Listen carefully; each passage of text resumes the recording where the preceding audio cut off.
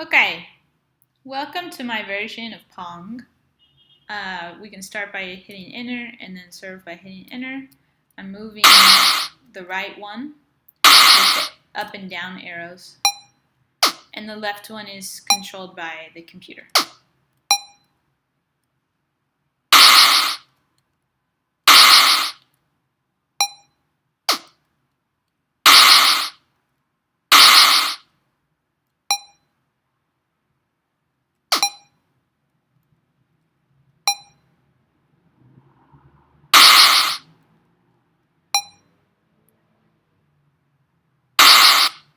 Okay, I think you've got the idea.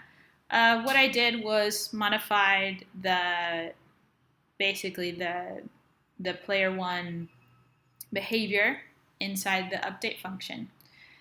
Here you can see that there's some behavior for player 2. We had something very similar going on for player 1.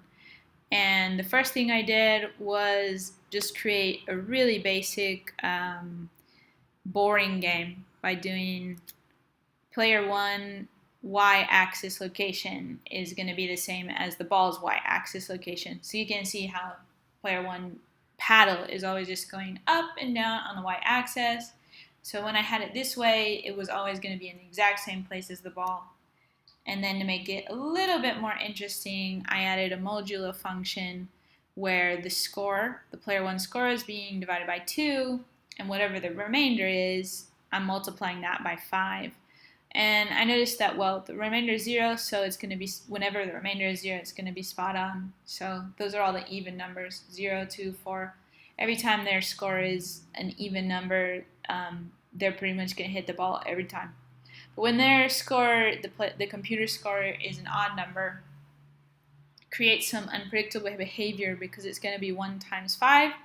And I noticed that at that distance, for a number of reasons, sometimes the paddle will hit the ball and sometimes it'll miss. Part of it was kind of long to explain, but part of it is because the minimum is already set and the paddle's not going to go below. That's another function that's been set. So it's not going to go below the bottom of the screen. So anytime the ball is low down there in that bottom left-hand corner, it's going to get hit anyway. And there's other random times when it was also hitting, which I'm not really sure why.